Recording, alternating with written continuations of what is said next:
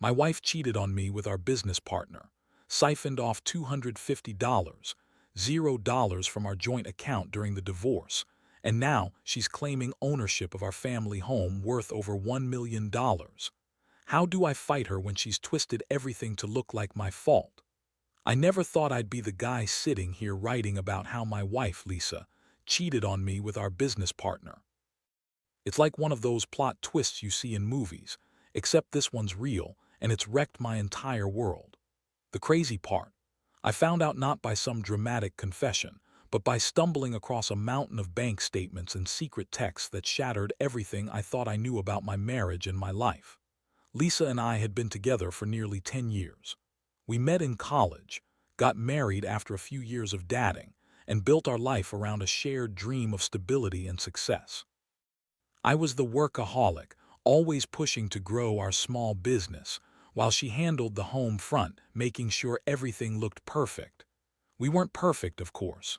We had fights, disagreements, moments where I wondered if she was hiding something, but I always told myself she was just stressed or tired. Nothing prepared me for what I uncovered. It started a few months ago with little things. She was more distant, secretive about her phone. I'd catch her deleting messages or rushing out of the house when she thought I wasn't looking. She'd get defensive if I asked her about her whereabouts or who she was talking to. I brushed it off at first, convincing myself I was overreacting. But then I noticed she was spending more time away from home and her phone was always glued to her hand. She'd sneak around, always careful to hide her screen, which made me suspicious. One night I decided to do some digging. I knew I shouldn't have, but I couldn't shake the feeling that she was hiding something. I went through her purse, found her phone, and started scrolling. That's when I saw the texts, flirty, suggestive messages from. At first I thought maybe I was mistaken, but then I saw the photos, her in bed with him, half-dressed, lips pressed against his neck. I froze, my stomach sank. My mind reeled, I couldn't believe it. My wife, my partner, was cheating on me with the guy we'd been doing business with for years. It was a punch to the gut I wasn't prepared for. I didn't wake her up that night. I just sat there staring at the phone, feeling numb. The betrayal hit harder than I expected. I kept thinking about all the late nights I worked, all the times I told her I was exhausted, all the moments I thought we were happy. Meanwhile, she was sneaking around, lying to my face. It was like everything I believed in was a lie. I felt angry, hurt, and confused all at once. How could she do this? How could she betray me like this, not just emotionally but physically? And with, of all people, the guy we trusted, the guy I'd even brought into our business meetings. The worst part, I started to piece together more than just her affair. I found out she siphoned off about $250, $0 from our joint account over the past few months, supposedly for business investments she never told me about. She'd been funneling money into secret accounts, hiding receipts, and lying about where our money was going. And now she's claiming ownership of our house worth over $1 million, saying she contributed more than I did, like she's some sort of victim when I know she's been planning this for a while. It was a lot to process all at once. I felt betrayed, humiliated, and furious. I thought I knew her. I thought we had trust. But the truth was, she'd been planning her escape, using me, lying to my face. That's when I realized I had to confront her, but I knew it wouldn't be easy. I had to decide what to do next, whether I could save what was left of our marriage or if I was better off walking away. Honestly, I was leaning toward walking away, but I needed to hear her side first. Still, deep down, I knew the truth. My wife had been cheating, stealing, and lying right under my nose for months. And now I was left to pick up the pieces of what I thought was my life. The day I confronted Lisa, I knew it was going to be bad, but I didn't realize how far gone everything was until I saw her reaction. I remember walking into the living room, my hands trembling, the phone still in my hand with all the evidence I'd gathered. She was sitting on the couch, looking bored, flipping through her phone like she didn't have a care in the world. I took a deep breath and just laid it out, told her I knew everything about the affair about the secret accounts, the missing money. Her face didn't change much at first. She looked up at me with those icy blue eyes, the ones that always seemed to hold some hidden agenda. "Oh, so you went digging, huh? Typical," she snapped, tossing her hair. You're just jealous. You think I'm cheating on you because I'm unhappy, but that's not true. She paused, smirking. It's just sex. It doesn't mean anything. You're overreacting. Honestly, you're so paranoid sometimes. I couldn't believe what I was hearing, the audacity. I felt my blood boil. Sex, that's all it was. Then why all the secret texts, the late nights, the lying? Why did I find those pictures? Why did you steal from us? She scoffed, crossing her arms. Steal. I did what I had to do. You're so blind, always working, never paying attention. I needed the money to keep the house afloat, to keep us comfortable. And he's just a guy I saw sometimes. It's not like we're in love. It's just sex, like I said, nothing more. Her words were cold, calculated, and so full of bullshit I almost wanted to laugh. But I was too furious. I told her I knew she'd been planning this for months, that she'd been siphoning money, lying about it all. That I'd seen the bank statements, the transfers, the receipts. That I knew she'd been lying about her whereabouts, about her relationship with. She rolled her eyes and leaned back. You're just jealous because better in bed than you ever were. Honestly, I don't see what you're so mad about. I'm finally free and I'm taking what's mine. You're not the only one who can play this game. That was the moment I realized she was completely twisted. She wasn't just cheating. She was actively trying to manipulate the situation, make me seem like the bad guy. She kept insisting she was the victim, that I was the one who was neglectful, that I wasn't paying enough attention. She spun it so well that I almost started doubting myself. Almost, but I couldn't let her get away with it. I told her I was done listening to her lies.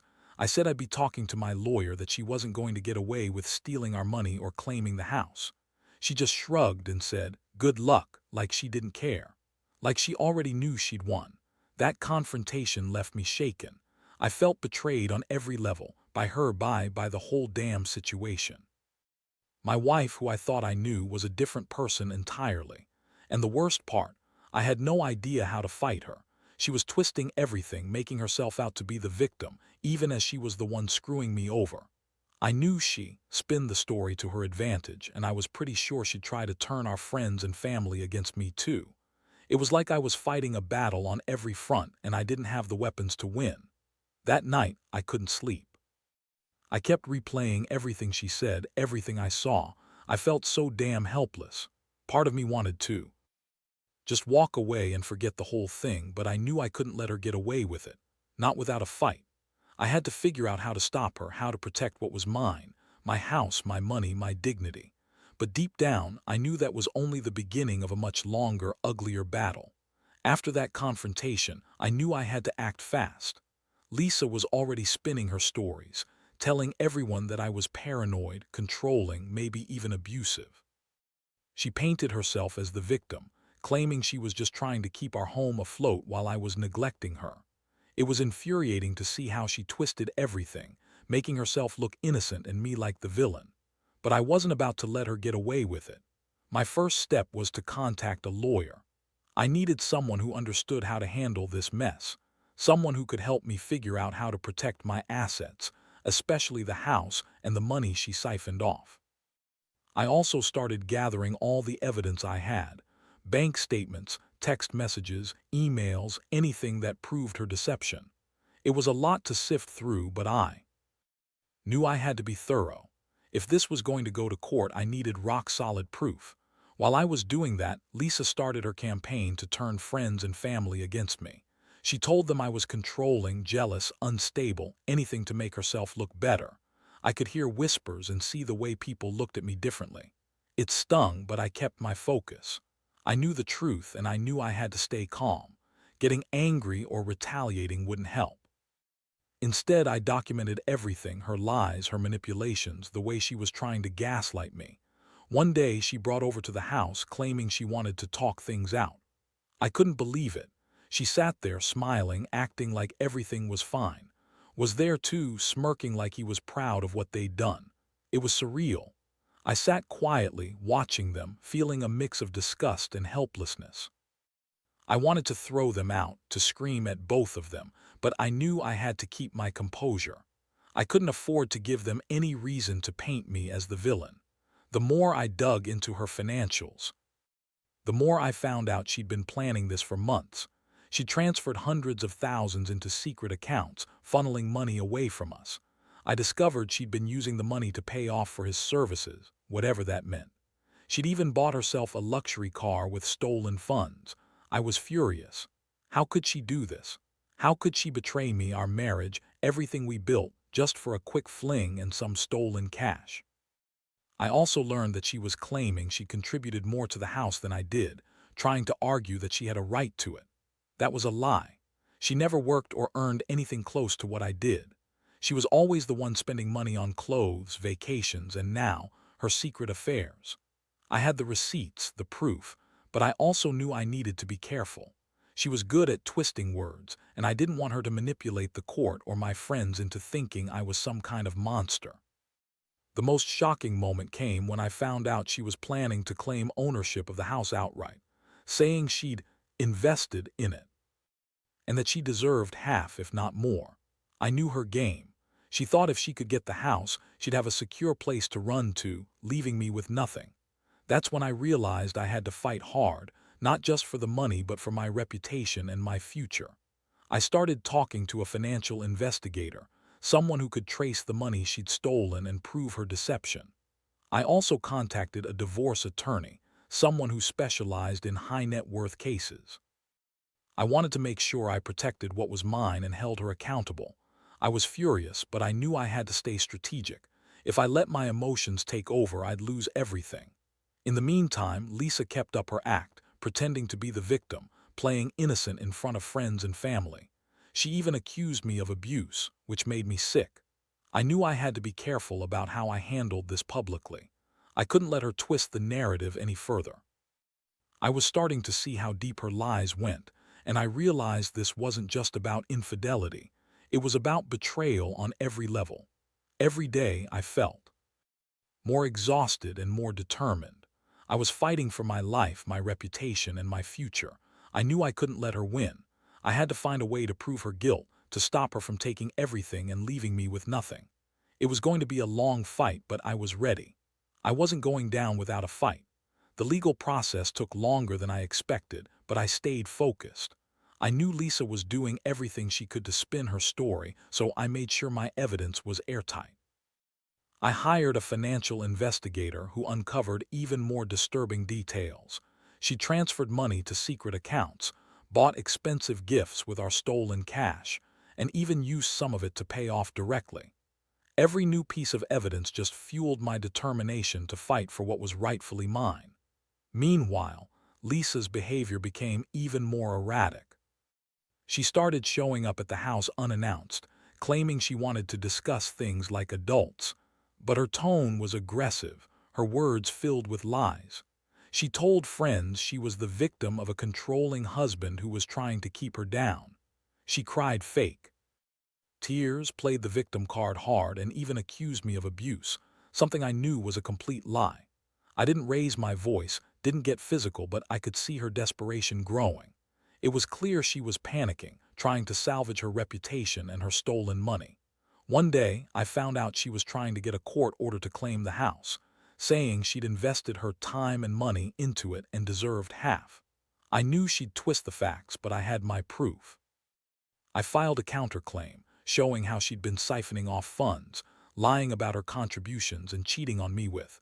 I also brought in a property appraiser who confirmed that the house was worth well over $1 million and that her claims of investment were nonsense. I wanted to make sure she couldn't just walk away with everything. It wasn't just about the money, though. It was about my dignity. Seeing her lie and manipulate, I realized she'd been planning this betrayal for months, maybe even years. I was furious that she could do this to me, to us. I had given her everything, my love, my trust, my hard work, and she repaid me with lies, cheating, and theft. The emotional toll was brutal. I felt betrayed, humiliated, and angry. But I also knew I had to keep my composure, stay strategic, and let the law do its work. I started attending therapy sessions, not just for myself, but also to help me process what was happening. I couldn't afford to fall apart, no matter how much it hurt. I had to stay strong, for my own sanity and for the fight ahead. I also reached out to some close friends who knew the truth and could support me. It was a relief to have real people on my side, people who understood the depth of her lies and the betrayal I'd faced. The most frustrating part was how she kept spinning her story. She told everyone that I was the one who was controlling, that I was paranoid about her cheating because I didn't trust her. She claimed I was trying to keep her isolated from friends and family, which was completely false. I had no control over her actions, and I certainly wasn't trying to manipulate her. I just wanted the truth to come out and for her to be held accountable. Every day felt like some days I was hopeful, thinking maybe I could get her to see reason, and other days I was consumed by rage and despair. I kept reminding myself that I was fighting for my future, for my reputation, and for the truth. I knew she was calculating, sneaky, and capable of anything to get her way. That's why I had to be even more careful. At this point, I'd already decided I wasn't going to try to save the marriage anymore. I saw her true colors and I knew she'd never change. Her lies, her manipulations, they'd become too much to overlook. I was more focused on protecting myself, my assets, and making sure she didn't walk away with everything she'd stolen. I couldn't let her get away with it, not without a fight. It was a harsh lesson, but I was learning to stand my ground, no matter how painful it was. By now, the court case was in full swing, and I could see how much effort Lisa was putting into her narrative. She hired her own lawyer, and I could tell she was trying to spin the story to make herself look like the wronged wife, the one who was just trying to survive. She'd even gone so far as to claim that I was emotionally abusive, that I was controlling, that I kept her from seeing her friends and family. It was all bullshit, but she was good at playing the victim, and she knew how to manipulate people's sympathies. I had to stay one step ahead. I brought in my lawyer, who was sharp and experienced in these kinds of cases. We prepared a detailed dossier, proof of her infidelity, the stolen money, the false claims about the house, everything. I also hired a private investigator to dig into her recent activities, to confirm her lies and catch her in any contradictions. It was exhausting, but I knew I couldn't afford to let her outsmart me. One of the worst moments came when she brought up the idea of reconciliation, claiming she wanted to work things out and that she was sorry. She sat in my living room, tears in her eyes, trying to look vulnerable, but I saw through it. I knew it was just a tactic, a way to buy time to make me second-guess myself. She was desperate, and her desperation made her dangerous. I told her I wasn't interested in her apologies, that I was done being played. The financial evidence was piling up. The transfers, the secret accounts, the stolen cash. My lawyer subpoenaed the bank records, and the truth was undeniable. She stolen enough money to buy that luxury car, to pay off, and even to cover some of her living expenses. It was all there, black and white. The more I saw, the more I realized how deeply she'd betrayed me. Meanwhile, she continued her campaign to turn people against me. She tell anyone who would listen that I was abusive, jealous, and controlling. She even accused me of threatening her, things I never did. I kept quiet, knowing that the truth would come out in court. But inside, I was boiling. The woman I'd loved for a decade was now a stranger, capable of lying and cheating her way through everything. One day, I found out she was trying to sell the house behind my back, trying to get rid of it before the court could decide who it belonged to. That was the last straw. I immediately filed a motion to prevent her from selling or transferring any property without my consent. I knew her game. She thought if she could get rid of the house, she'd be free to run off with her new life and the stolen money. But I wasn't going to let that happen. The emotional toll was brutal. I'd wake up every morning feeling betrayed all over again. I'd see her face in my mind, the lies she told, the way she looked at as if he was her savior. I felt humiliated, angry, and broken, but I also knew I had to stay strong. I had to keep fighting for what was mine, for the truth, and for the future I still wanted to salvage, if that was even possible anymore. In moments of quiet, I'd reflect on everything I'd lost: trust, stability, the woman I thought I knew. But I was also learning something about myself: resilience. I was learning that even when everything seems to be falling apart, you have to hold onto your integrity, your dignity, and your sense of what's right. I couldn't change her, but I could protect myself. I could fight for what was fair, and I would, no matter how long it took. I wasn't giving up, not yet. The final hearing was the most intense day of all. I sat in that courtroom feeling a strange mix of exhaustion and relief, knowing I'd done everything I could to lay bare her lies, her theft, and her manipulation. My lawyer presented the mountain of evidence: the bank statements, the transfer records, the expert valuations of the house, and the testimonies from the investigators. Lisa's lawyer tried to spin her story, but the truth was too obvious to ignore. It was clear she'd betrayed me on every level, and the court saw through her lies. When the judge finally made the ruling, it was as I'd hoped. The house was awarded to me, as the primary owner. No way she was walking away with half of a property she'd lied about contributing to. The court also ordered her to repay the stolen $250, $0, along with interest, and to cover the legal fees I'd accumulated. I felt a weight lift off my shoulders, but the scars of betrayal still burned deep. Lisa's reaction was cold and bitter. She hissed at the judge, insisting she was the true victim, that I'd been controlling and abusive. Again, more lies. She stormed out of the courtroom, still pretending to be the wronged wife, but I knew better. I saw her for what she was: a manipulative, selfish woman who'd used me, lied to everyone, and stolen from us both. In the weeks that followed, I slowly started rebuilding. I moved out of the house, got my own place, and focused on healing. I cut ties with Lisa completely. The betrayal had been a blow, but it also taught me a lot about trust and resilience. I realized I'd been blind for too long, but I'd also been strong enough to fight back. I learned to trust my instincts and to be more cautious with who I let into my life.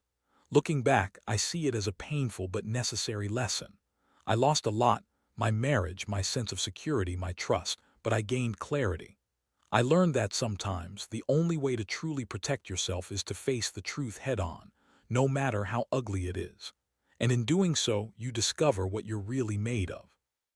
Now I focus on moving forward, rebuilding my life piece by piece. I keep the lessons close, trust cautiously, watch out for red flags, and never ignore your gut. I want others to know that even in the darkest moments, there's a way out. You can survive betrayal, rebuild what's broken, and come out stronger. It's not easy, and the scars may never fully fade, but life goes on. And sometimes the hardest lessons teach you the most about yourself.